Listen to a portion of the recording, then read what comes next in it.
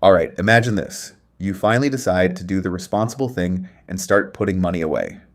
Every month, you stash a little in your savings account. Maybe $100, maybe $200. You feel pretty good about yourself. Responsible, disciplined. Finally adulting, right? But then you open up your banking app one day and notice something weird. Your savings account has $10,000 sitting there, but it's only earning 0.5% interest. So after an entire year, your money made $50. That's it.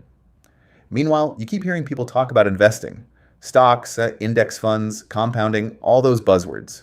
Suddenly you start to wonder, wait, am I doing this wrong? Saving is good, no doubt, but just saving won't make you wealthy. And that's where a lot of people get stuck. They know saving matters, but the jump from saving to investing feels confusing, even intimidating. So in this video, I'm breaking down exactly how to take your savings and turn them into investments, without freaking out or risking everything you've worked for. Let's kick things off with something you might not want to hear. Saving money on its own almost never builds wealth. Look, saving is the starting line, not the finish. It's crucial, but it's just the first stage. Here's the deal. Savings keep your money safe. Investments help your money grow. Two totally different jobs. Let's get into some numbers real quick. Picture your $10,000 in a regular savings account sitting at 1% interest. After 1 year, you've got $10,100. Better than nothing, but still pretty tame. Now compare that to investing. Historically, the S&P 500 returns about 10% per year on average over long stretches. If your $10,000 earned 10% instead, after a year, you'd have $11,000.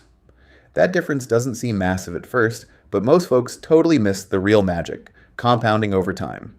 Fast forward 20 years. Savings at 1% gets you about $12,200. Investing at 10%? Around $67,000. Same starting amount. Wildly different end result.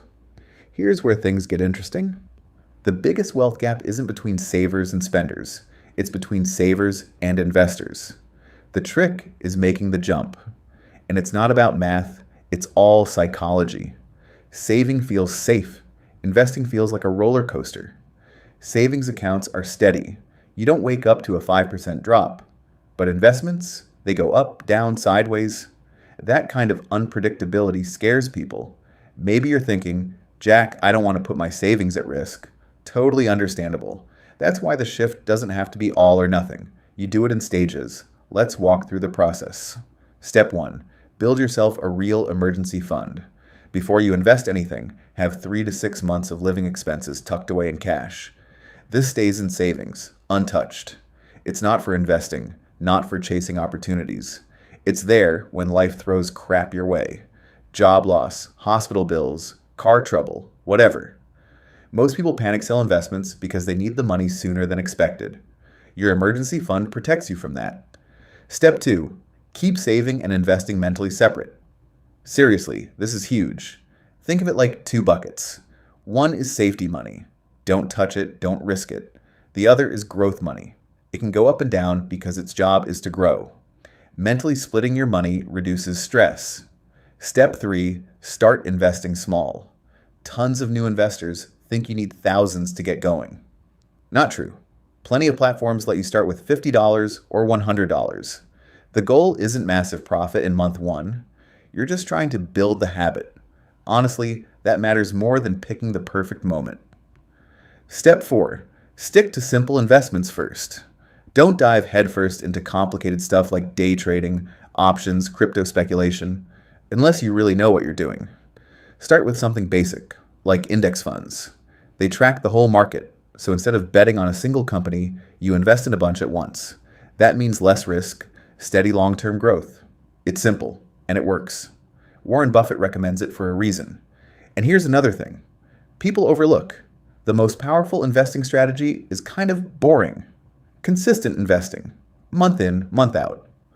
Let's say you put $300 a month into stocks.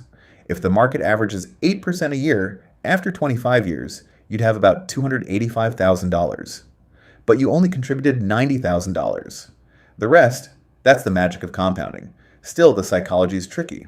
Investing feels awkward in the beginning. Markets drop, headlines get scary, people freak out.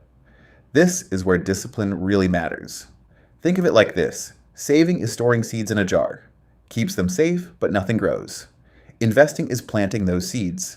At first, you don't see much. Maybe it even looks messy. But given time, things grow. Eventually, you'll have something way bigger than what you started with. You still might be worried, what if I start investing and the market crashes? Good question. Market crashes are normal. They've happened dozens of times. But here's the silver lining. Long-term investors actually benefit. When stocks drop, your regular investments buy more shares at cheaper prices. So when things bounce back, your returns often jump higher. Bottom line, experienced investors don't sweat short-term volatility. They're thinking decades, not days. Let's recap. First, build a solid emergency fund, 3 to 6 months of expenses. Second, mentally split your cash into safety money and growth money. Third, invest small amounts consistently. Fourth, stick with simple, long-term investments like index funds. Fifth, stay disciplined and let compounding do its thing. Here's the honest truth. Saving builds stability, but investing brings freedom. The sooner you start combining the two, the more powerful your financial future gets.